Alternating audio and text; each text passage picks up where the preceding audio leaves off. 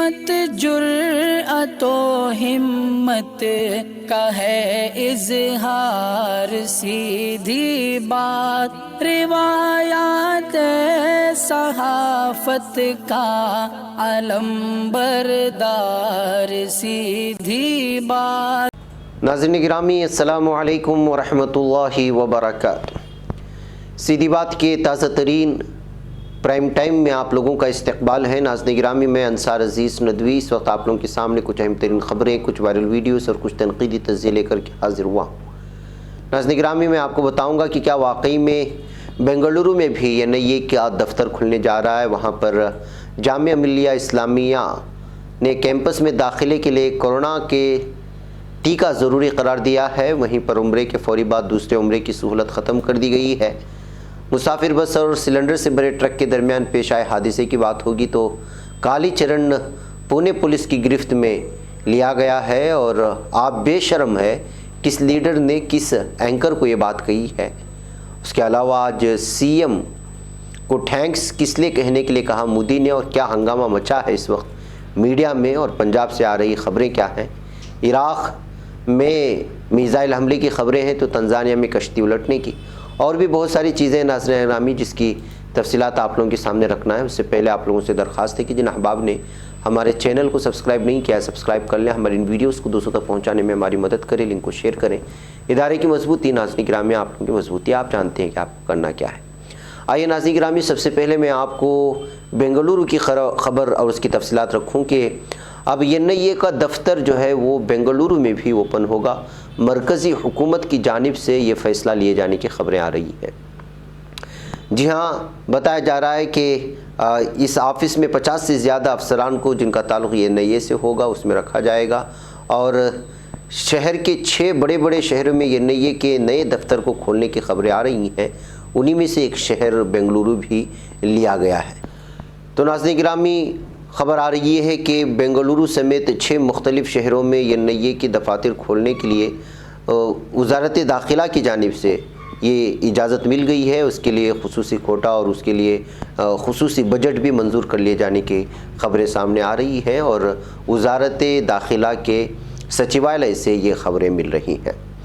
नाज़रीन गिरामी, आइए अब बात करेंगे कि जामिया मिल्लिया इस्लामिया ने भी ऐलान कर दिया है कि अगर आपने कोरोना टीका नहीं लिया तो आप कैंपस में दाखिल नहीं हो सकते। जी हाँ, मुल्क भर में कोरोना के फैलाव का असर अब यूनिवर्सिटी में भी नज़र आ रहा है।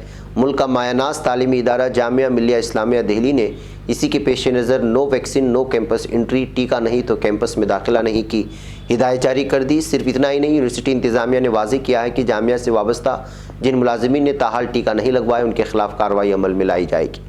यूनिवर्सिटी इंतज़ामिया ने बताया कि जामिया मिल्लिया इस्लामिया की vice chancellor professor Najma Akhtar ने कैंपस में कोरोना और ओमिक्रॉन के मामलों में फैलाव की रोकथाम के लिए हिदायत जारी की है। दिल्ली में वाक़ जामिया मिल्लिया इस्लामिया में सिर्फ इन्हीं मुलाजिमीन को उनके मुतालिका महकमों में दाखिला दिया जाएगा जिन्होंने किसी भी मंजूरशुदा कोरोना वैक्सीन की कम अज़ कम ये खुराक ले ली है।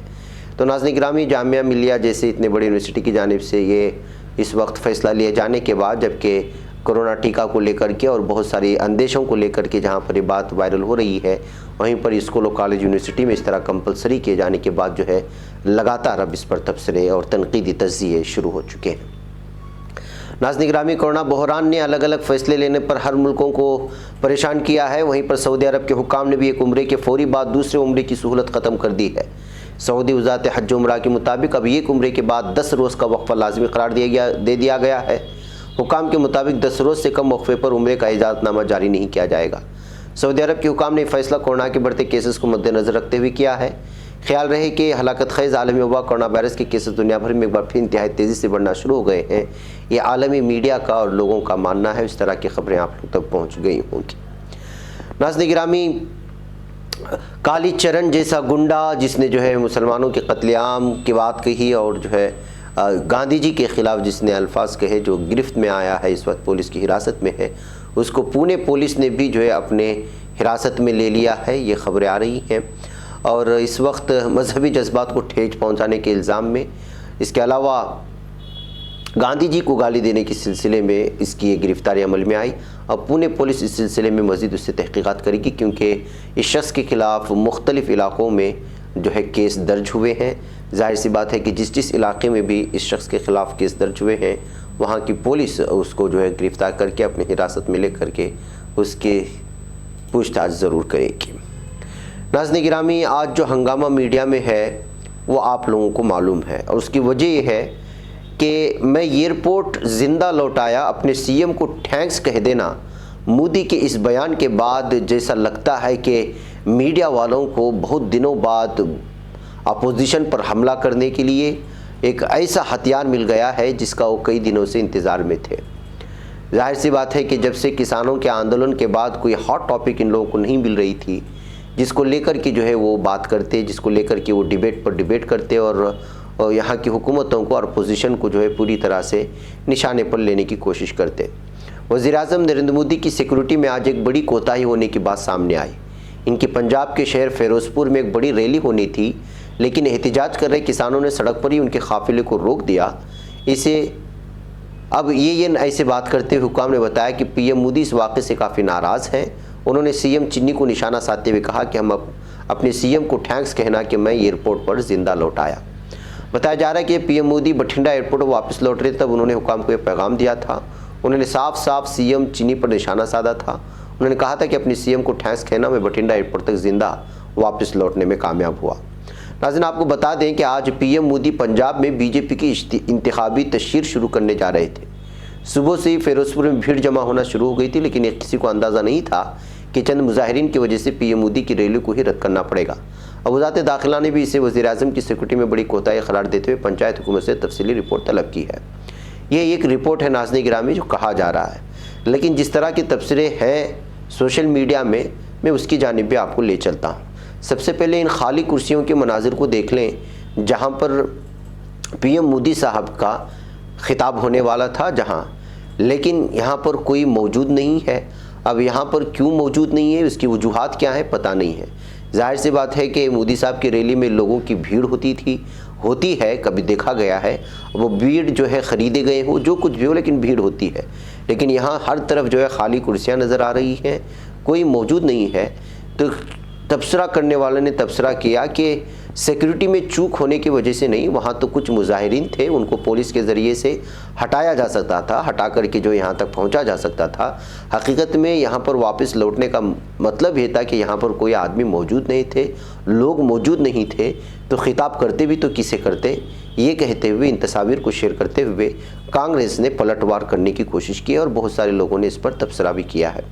एक तरफ ये, तो दूसरी जानिब सिक्योरिटी में चूक होने की बात को लेकर के मीडिया आज जिस तरह से पीछे पड़ा हुआ है, इन सुर्खियों के ज़रिए से जो इस वक्त चलती रही हमारे इसमें देख सकते हैं कि जो है कांग्रेस को निशाना बनाने के लिए किस तरह की जो है इस वक्त अलग अलग अंदाज में सुर्खियाँ देकर के इस मामले को लंबी देर तक खींचातानी करने की मीडिया कोशिश कर रहा है।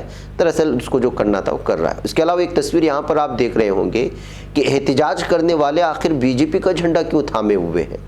जिस वीडियो के बारे में दावा करके इस बात को दावा किया जा रहा है कि ये कुछ जो है काफिले को रोकने वाले कुछ किसान मजदूर थे तो फिर ये झंडा जो बीजेपी का लहराया जा रहा है, जाहिर सी बात है कि बीजेपी वाले तो एहतिजाज नहीं करेंगे पीएम मोदी के ख़िलाफ़, लेकिन उनके साथ बीजेपी का झंडा होना क्या है, ये सारी चीज़ें इस वक्त पेश करते हुए ये दावा किया जा रहा है कि ये सब प्री प्लान था, इसलिए कि जो है जिस तरह से यहाँ पर लोग मौजूद नहीं थे और पंजाब में जिस तरह की बीजेपी हुकूमत की मुखालिफत देखी गई है, उसी के लिए एक बहाना बनाते हुए जो है वापस लौट गए और इसी को एक बहुत बड़ा इशू बना करके लौट गए कहते हुए भी बहुत सारे लोगों ने तबसरा किया है। बहकर ज़मीनी हालत क्या है, ज़मीनी हकीकत क्या है, ये वहाँ के लोग जाने। लेकिन इस तरह से सिक्योरिटी में चूक होने का बहाना बनाकर मीडिया ने जिस तरह अपोजिशन को लेकर के इस वक्त जो है वार कर रहा है वो अलग बात है। लेकिन एक बात साफ़ और वाज़ेह तौर पर है कि खाली कुर्सियाँ ये बता रही हैं कि इस वक्त मोदी के ख़िलाफ़ लहर चल रही है। पीएम मोदी के ख़िलाफ़, बीजेपी के ख़िलाफ़ ज़मीनी सतह पर बहुत ज़्यादा नाराज़गी पाई जा रही है, ये हम लोग कह सकते हैं। नाज़रीन गिरामी, आइए कि आप बेशर्म इंसान हैं ये कहते हुए इंडिया टुडे के एंकर राहुल कंवल पर डिबेट में कांग्रेस तर्जुमान ने क्यों बरसा। दरअसल इसकी तफसीलात ये है कि एक डिबेट चल रहा था। कांग्रेस के तर्जुमान पवन खेड़ा ने वादी गलवान में चीनी फौजियों की मुबैना दरअंदाजी पर लाइव टीवी डिबेट के दौरान इंडिया टुडे के एंकर राहुल कंवल पर तनकीद की। इंडिया टुडे पर पीर की रात लाइव डिबेट के दौरान एंकर और कांग्रेस के तर्जुमान ने एक दूसरे पर चीनी एजेंट होने का इल्ज़ाम लगाया। वहीं बहस के बाद कांग्रेस के तर्जुमान लाइव डिबेट से बाहर हो गए। दरअसल पवन खेड़ा ने एक वायरल वीडियो का हवाला देते हुए मरकज़ की नरेंद्र मोदी हुकूमत पर सख्त हमला बोला, जिसमें मुबैना तौर पर चीनी फौजियों को हिंदुस्तानी इलाके में अपना कौमी परचम लहराते हुए दिखाया गया।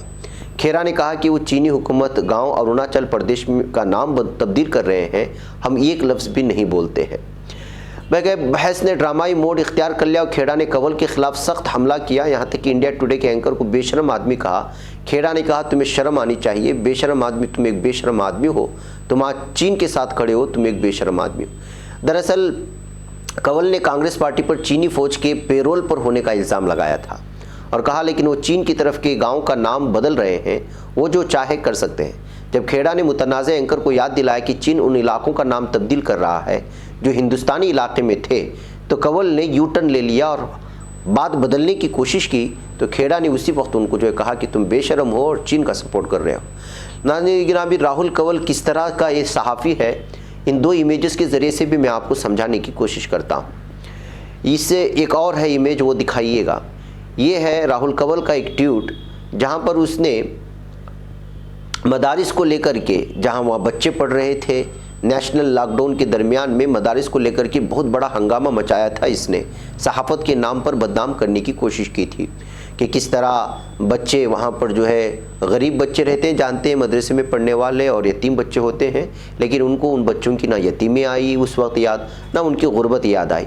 वो बस बदनाम करते रहे, छोटे रूम्स के बारे में बात करते रहे और एक साथ रहने की बात करते रहे, और अलग अलग तरह की चीज़ें आप देख लीजिएगा किस तरह से इसने लिखा है कि इंडिया टुडे ने रियलिटी चेक किया है कि किस तरह मदरसे में तालीम हो रही है।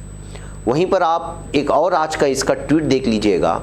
आपको मालूम होना चाहिए कि जो हमारी मुस्लिम बहनें हैं, उनकी नीलामी की जो खबर हुई और उसमें एक 18 साल की लड़की को गिरफ्तार कर लिया गया जिसका नाम है श्वेता सिंह।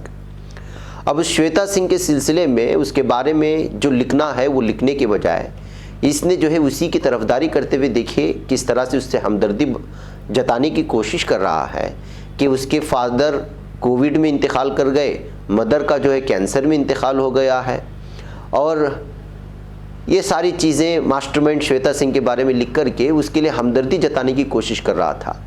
मदारिस के बच्चों की गुर्बत याद नहीं आई, उनके यतीमी की गुर्बत नहीं याद आई।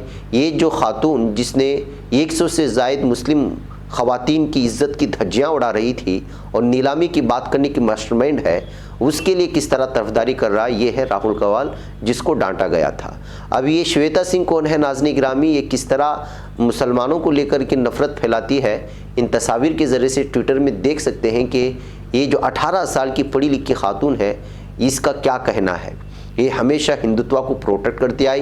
नीचे इसने जो इमेज शेयर किया है इस जैसे लोग, वो आप देख लें कि जो है हिंदू आर्या को जो है चिल्ड्रन बढ़ाना चाहिए, लेडीज़ को जो है हिंदुत्व प्रोटेक्ट करने के लिए। इसकी और भी बहुत सारे अलग अलग तरह की ट्वीट्स हैं नाज़रीन गिरामी, जो इस बात की सबूत देते हैं कि लगातार इनकी एक टीम जो है, सुबह भी मैंने आपको उनकी तस्वीर दिखाई थी उस लड़के की जो 21 साल नौजवान था, उसकी किस किस तरह की ट्वीट्स थे मुस्लिम ख़वातीन को लेकर के।